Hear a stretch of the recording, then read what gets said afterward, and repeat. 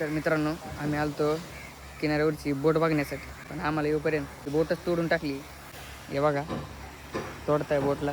तिकडे एक तुकडा आहे, इकडे क्रेन. चला तर सुरुवातीपासून स्टार्ट करूया. नमस्कार मित्रांनो, स्वागत आहे तुमचं माझ्या न्यू मिनी ब्लॉग मध्ये. दर्शन झाल्यानंतर आम्ही तिसऱ्या लोकेशनला निघालो, ते म्हणजे प्राचीन कोकण म्युझियम. इथल्या गाईडनी सांगितल्याप्रमाणे 3 एकर मध्ये हे प्राचीन कोकणचा परिसर आहे. तुमच्या माहितीसाठी सांगते, इथं पर पर्सन 50 रुपीज घेतात आणि तुम्हाला फोन आतमध्ये घेऊन जायचा असेल तर त्याचे वेगळे 50 रुपये लागतात. इथे आपल्याला फ्री गाईड देतात, जे की आपल्याला तिथली पूर्ण माहिती सांगतात आणि जात्या वेळेला ग्रुपने घेऊन जातात. 10-20 लोक असं एक ग्रुप करून सगळ्यांना माहिती देतात. मला हे असे प्राचीन काळातले लोकेशन बघायला फार आवडतं. इथेच पुढे शंख प्रदर्शन म्हणून आहे, जिथे की वेगवेगळ्या प्रकारचे शंख असतात, पण तिथे फोटोज काढायला अजिबात अलाउड नाहीये.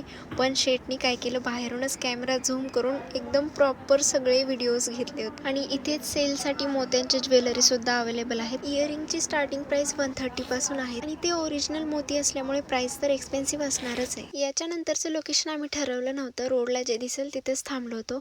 पण एवढ्या आनंदात मी खाली उतरले होते.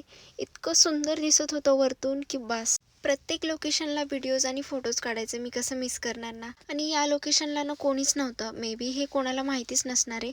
पण वरती येताना आमची एवढी फाटली की वरती आल्यावर आम्ही डायरेक्ट नारळ पाणीच पिलो. फोर्थ लोकेशन आहे आमचं मिऱ्या बीच. हे रत्नागिरीमधील एकदम फेमस बीच आहे. बसरा स्टारशिप आहे ही, जी की चक्रीवादळामुळे इकडं किनाऱ्यावरती आली होती आपल्या इकडे. लाटांमुळे याचे 2 तुकडे झालेले आहेत, त्याच्यामुळे हे भंगारात विकण्यात आलेले. हे जर डिसेंबर पर्यंत कोकणला जाणार असाल तर या बीचला नक्की व्हिजिट करा, कारण की ती शिप अतिशय सुंदर आहे. तर या बीच वरती खरंच खूप जास्त शांतता आहे, खूप भारी वाटेल.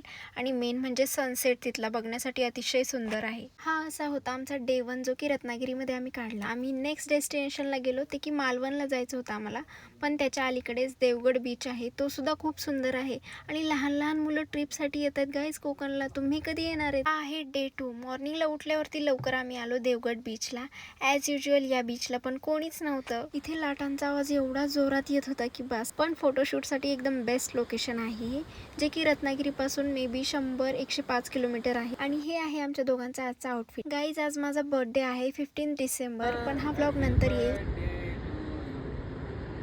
खरंच हा बर्थडे माझ्यासाठी सगळ्या बर्थडेंपैकी बेस्ट असणार आहे, कारण लोकेशन वगैरे इतकं सुंदर होतं. अशा लोकेशनला बर्थडे माझा सेलिब्रेट केला होता शेटनी. आणि मला 21 इयर्स कंप्लीट झालेले आहेत, तर मला 21 गिफ्टसुद्धा भेटलेत. सगळं काही कॉस्मॅटिकच होतं.